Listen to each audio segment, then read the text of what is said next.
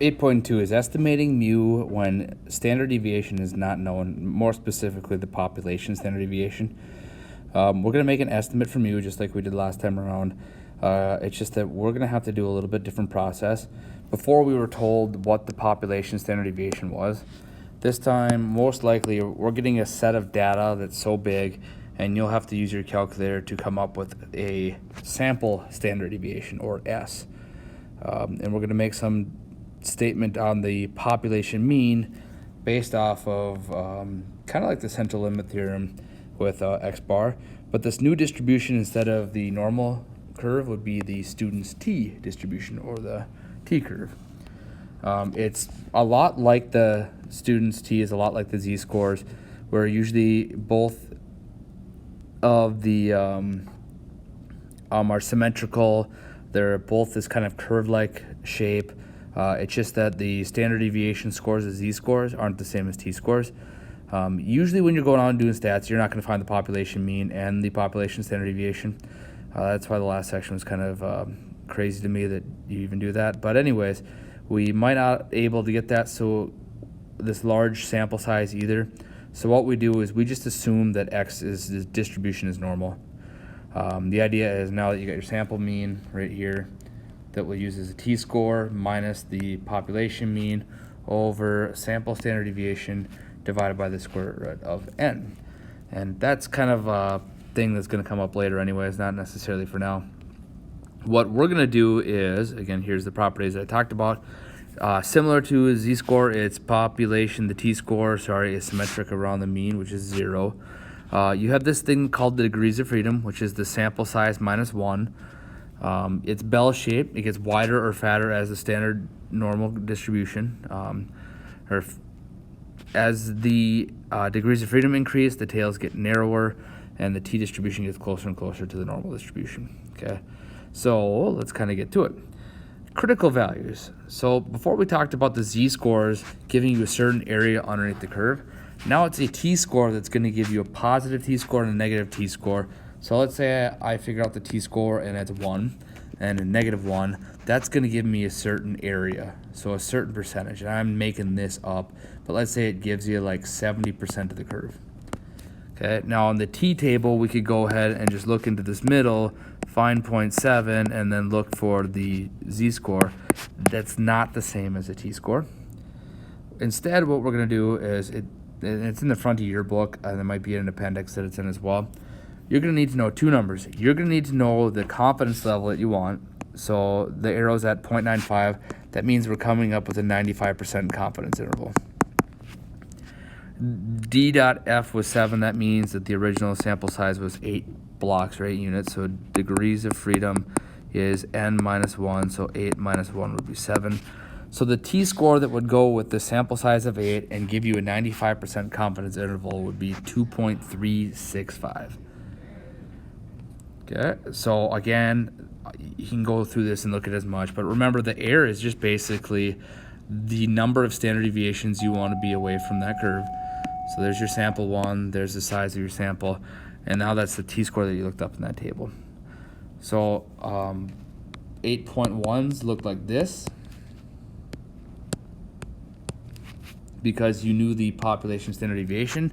8.2 is going to look like this, where you got the sample standard deviation and a t-score that goes along with that.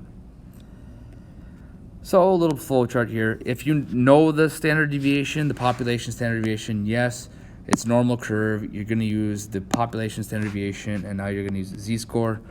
If you don't know the sample standard or the population standard deviation, and you got your standard deviation from a sample, use this, and you're going to use a t-score. Either way, you're going to take your average that you had and subtract the error and add the error to get your confidence interval. So here we go. It says the mean weight of 8 fish, so n is equal to 8 because there's 8 fish caught in a local lake, is 15.7.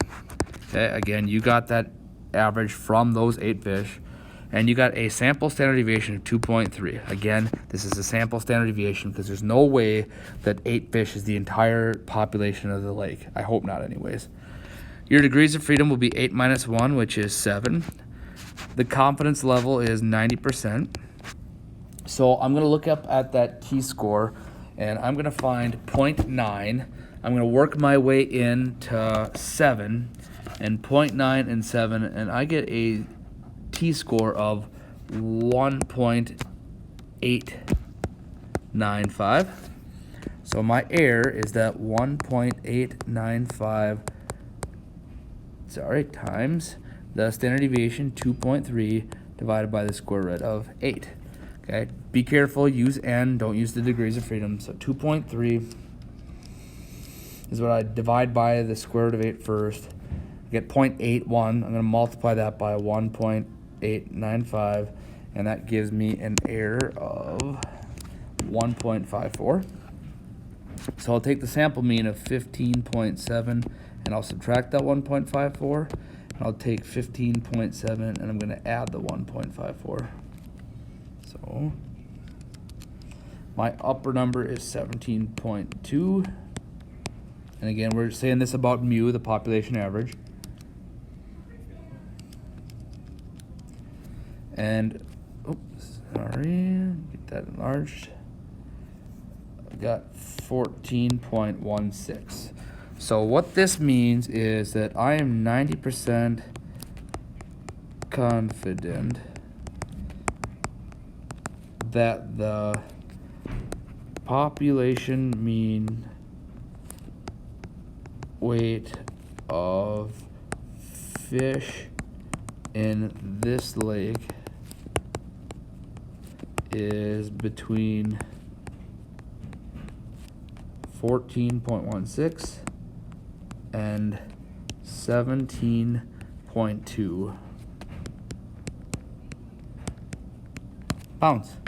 So I'm going to ask you that. I'm going to ask you to write a sentence just so you can kind of tell me what you just found and what you understood about the situation. Got a similar situation here, but the only difference is that I'm looking up a 99% confident interval. Now, if you were to pull this off without getting the mean and standard deviation given to you, what you do is you type this into your calculator on L1, run 1var stats, and you come up with these two numbers. So there are 11 numbers, so n is 11. My degrees of freedom would be 10. The confidence level I want is 0.99.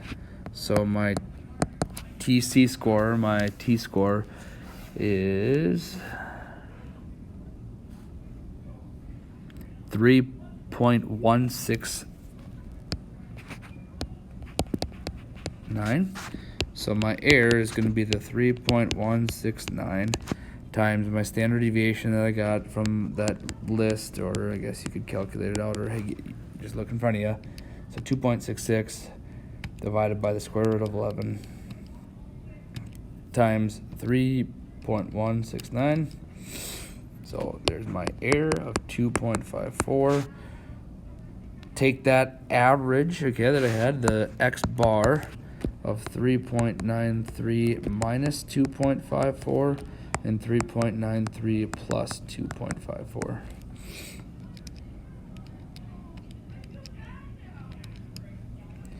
So the population run differential of these games is bigger than 1.39 runs and smaller than 6.47. So we are 99% confident that the population runs is between that much. And again, I'd expect a little bit better sentence out of that, but for the sake of time, that's basically what we're looking at. Notice how that when we got a 99% confident interval, that t-score went quite a bit bigger.